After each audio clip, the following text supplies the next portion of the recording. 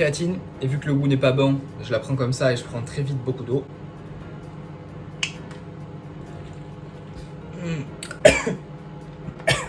J'adore, c'est faux.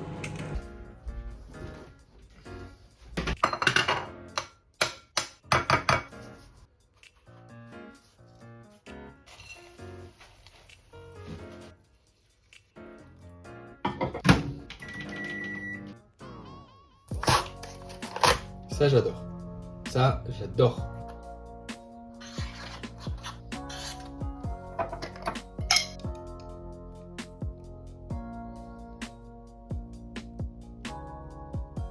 Yo, j'espère que tu vas bien. Moi ça va nickel. Comme d'hab, on est samedi. Du coup aujourd'hui je vais vraiment te montrer ce que je mange. Je vais me rappeler qu'il faut que je montre absolument tout. Ça fait 10 jours à peu près, là c'est le 10e jour que j'ai fait un déficit en fait. Si tu veux, je me suis levé jeudi de la semaine dernière, donc il y a à peu près 10 jours. Je faisais 77,1 et j'étais là en mode ah bon, là je me sens mal en fait. Genre je me forçais à manger si tu veux et je mangeais assez fat. Et je suis pas très fan de l'effet que beaucoup de gras a sur ma digestion, tu vois.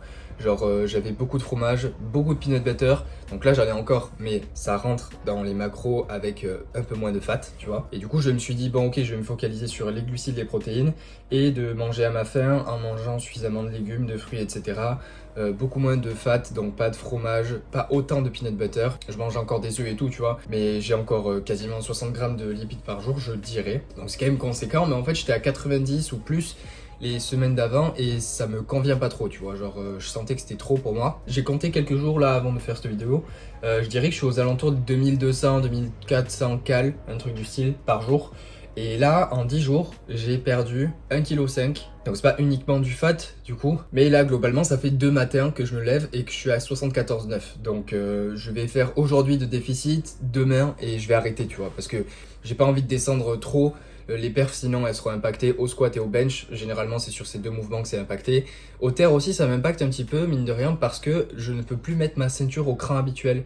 Je suis entre deux crans donc c'est relou. Mais du coup voilà, c'est à peu près tout. Tu sais pourquoi je voulais perdre du poids, comment j'ai fait, genre juste un déficit calorique, je me focalise sur les protéines. Je fais entre 7000 et 10 000 pas par jour, un truc comme ça. Je vais te montrer les jours de marche que j'ai fait et les jours où je me suis pesé de toute manière tous les matins, comme ça tu verras un petit peu genre l'évolution de jour en jour. Le petit déj là il est aux alentours des 800 cales et hier matin je n'ai pas réussi à le finir. C'est genre ça là, ça. Tu vois comment ça bouge pas? Bah dans ton estomac ça fait pareil.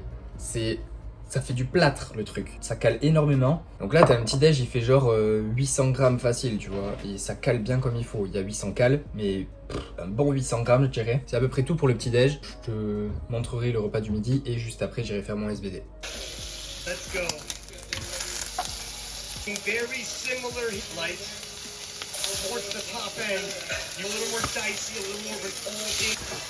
270 is amongst James, Team Great Britain.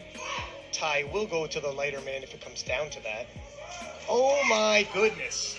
Look at the expression on his face. Yeah, he's a big 93. Look at the size of this man. Wow. Là du coup vu que je vais aller m'entraîner après, il est déjà 14h. Après j'ai un SBD à faire.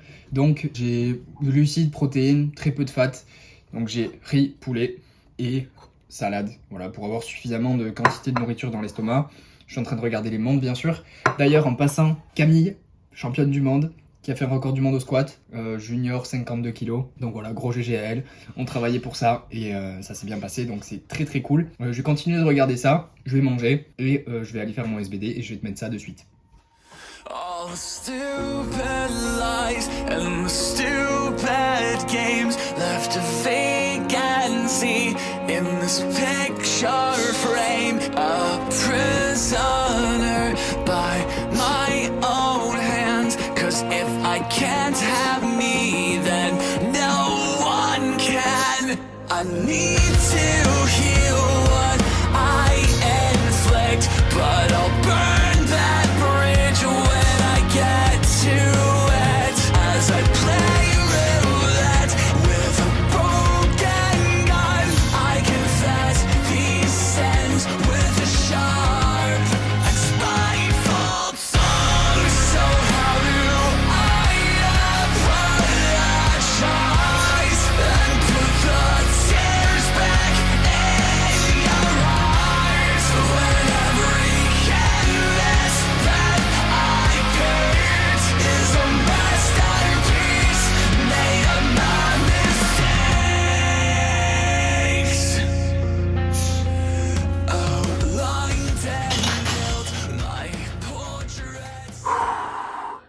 plutôt content de ce top 7. Je suis essoufflé, bordel.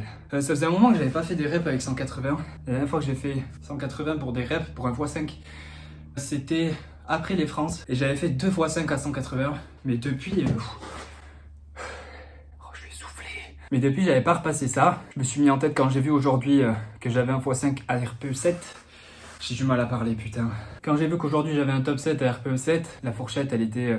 il y avait 180 dedans, tu vois. Et je me suis dit, bon, il y a moyen que je passe ça. Et en fait, là, le fait de regarder beaucoup les championnats du monde, j'ai vu tellement de manières squattées différentes. Et du coup, je me suis dit, putain, mais peut-être que, en gros, j'ai pas une technique qui me correspond à 100%, tu vois. Ce qui revenait beaucoup, c'était les stances relativement serrés. Les mecs, ils étaient archi forts. Donc, je me suis dit, bien... Après, tu vois, ça fait sens parce que plus tu vas être largeur anatomique, plus tu es censé produire de la force correctement. Mais après, il faut voir, il y en a qui ont des avantages particuliers à être vraiment large. Que moi, dans mon cas, avant, je squattais assez serré et ça m'arrivait d'écarter plus ou moins. Là, j'étais plutôt à l'aise. J'ai aussi changé au niveau de mon grip. D'habitude, j'ai un grip plein et là, j'étais comme ça. Donc, thumbless, donc sans le pouce, tu vois. Et les poignets vraiment comme ça. Donc, ça me fait pas mal aux poignets parce que j'ai les bandes. Mais ça me fait mal au coude, genre ici. Je pense que c'est le temps que ça s'habitue, tu vois. Je pense que je vais continuer à squatter comme ça parce que, en vrai, je me sens bien. Genre la barre, elle glisse pas du tout sur mon dos parce que, j'ai le grip un peu plus serré. Je suis comme ça, donc elle est vraiment calée sur un endroit. Elle bouge très peu par rapport au grip plein un peu plus large et du coup, elle a tendance à rouler sur le dos. Plutôt content de la perf. Voilà, je vais passer au bench.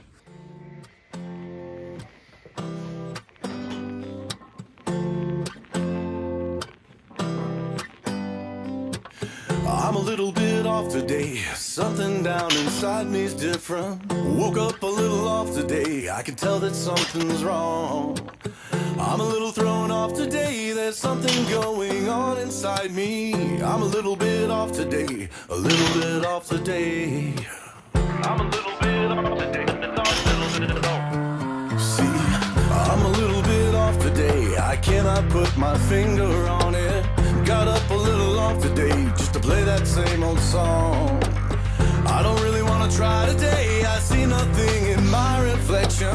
I'm a little bit dry today. I feel like I could die today. I'm a little bit off today. Feel like I could die today.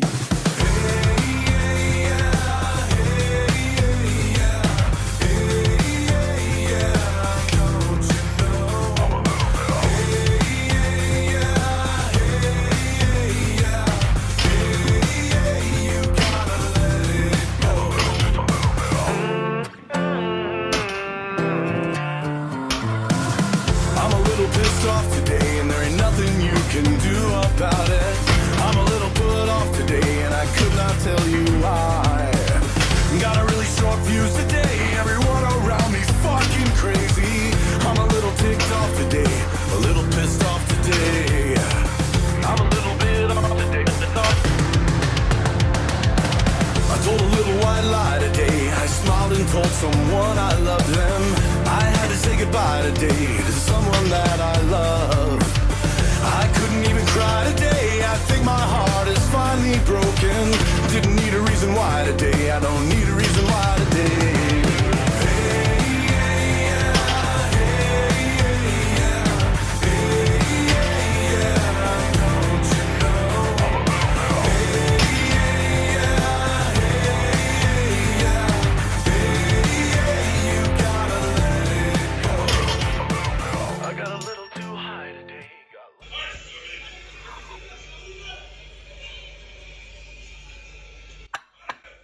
Due to Clement being the lighter lifter, Ty will go to him in terms of positioning in squats after 2 rounds, should he hit this.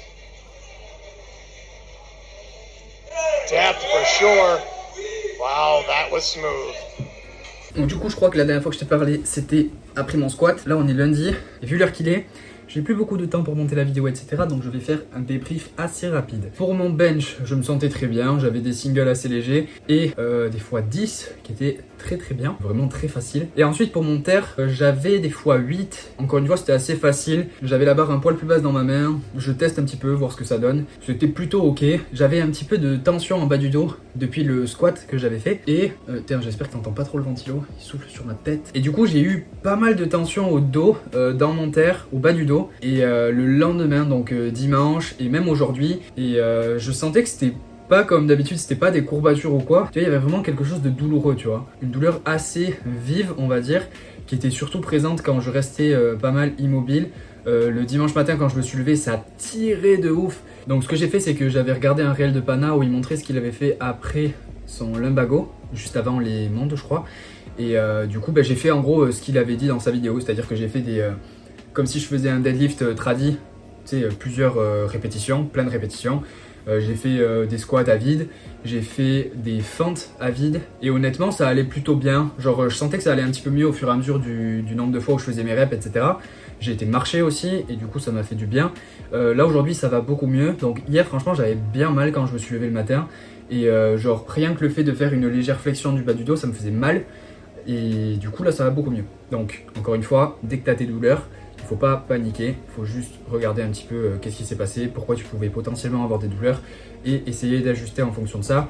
C'était pas quelque chose de dramatique, tu vois ce que j'ai eu, mais j'ai eu quand même bien mal et ça m'était pas arrivé depuis un petit moment d'avoir mal au dos comme ça. Donc voilà, j'ai pris le temps de faire les choses correctement. Aujourd'hui j'ai du squat et je vais prendre le temps de faire mon squat tranquille, tu vois. Si je dois undershoot, je vais undershoot. Dans tous les cas, je vais rester un peu éloigné de la douleur. Je t'avais pas montré le repas que j'avais mangé le soir, le repas du soir et le pré-dodo on va dire.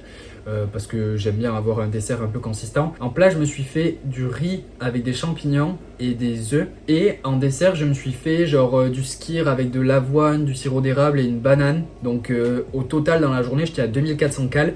C'était une journée avec pas mal de calories au final par rapport à ce que j'ai fait depuis une semaine, tu vois, où j'avais environ 2200 cales par jour. Mais ce jour-là, à ce moment-là, le soir, j'étais éclaté de mon SBD et j'avais faim. Tu vois, il y avait des jours où j'avais moins mangé que d'autres. Et en fait, je suis plutôt du genre à m'écouter, c'est-à-dire que là, quand j'avais faim, j'avais envie de manger, tu vois. En étant fatigué, j'avais pas en plus envie d'être frustré en mode ok non, je me prive de nourriture et tout. Donc non, j'ai mangé plus de nourriture. Je suis arrivé à 2400 cales, j'étais encore en déficit, donc il n'y a aucun problème, tu vois. Du coup, c'est à peu près tout ce que je voulais dire pour la nourriture et l'entraînement. Donc là, dans les semaines à venir, genre dans les jours à venir et les semaines à venir, je pense que je vais remonter mes cales, être à maintenance, voire léger surplus. Je verrai un petit peu comment je vais organiser ça parce que j'ai reçu le nouveau bloc. Il y a pas mal de volume de travail, du coup ce serait intéressant si je suis à maintenance calorique, voire léger surplus pour récupérer correctement. Tu peux progresser en déficit, tu peux récupérer de ton entraînement en déficit, mais c'est un secret pour personne. Genre si tu n'as pas l'énergie nécessaire via la nourriture, genre maintenance calorique, tu vas récupérer plus difficilement, tu vois. Ça sert à rien de bourriner le volume avec un déficit. Donc là, vu que j'ai vu que j'avais pas mal de volume de travail, ce que je vais faire, c'est que je vais remonter en maintien, histoire d'avoir suffisamment d'énergie via la nourriture pour récupérer correctement. La nourriture restera du coup bien calée comme il faut. L'entraînement, il y a pas mal de volume. Le sommeil, j'ai tendance à bien dormir. Et là, je te dis tout ça parce que c'est vraiment... l'entraînement, c'est pas une variable isolée, tu vois. Il faut vraiment prendre en compte tout ça, genre entraînement, nourriture, sommeil, stress, pour voir si tu vas progresser ou non. Si tu progresses pas, ça peut venir d'un des trois, tu vois, d'un des trois, un des quatre. Donc voilà, faut absolument tout regarder et pas juste te dire ok, c'est à cause de l'entraînement que je progresse pas, tu vois. C'est possible, mais c'est pas que à ça des fois, et ça peut être dû au reste. Donc bref, c'est à peu près tout ce que j'avais à dire pour cette vidéo. J'espère que t'auras aimé. Si t'as aimé, mets un j'aime. Commente pour me dire ce que t'en as pensé. La semaine prochaine, je pense que je vais te montrer un petit peu plus d'entraînement parce que j'ai vu j'avais beaucoup de variété au niveau des exercices. Donc j'ai du close grip, j'ai du high bar, j'ai du tradi. Oui, j'ai du tradi. Peut-être que je vais te montrer tout ça. Je te dis à la prochaine. Reste positif. Peace.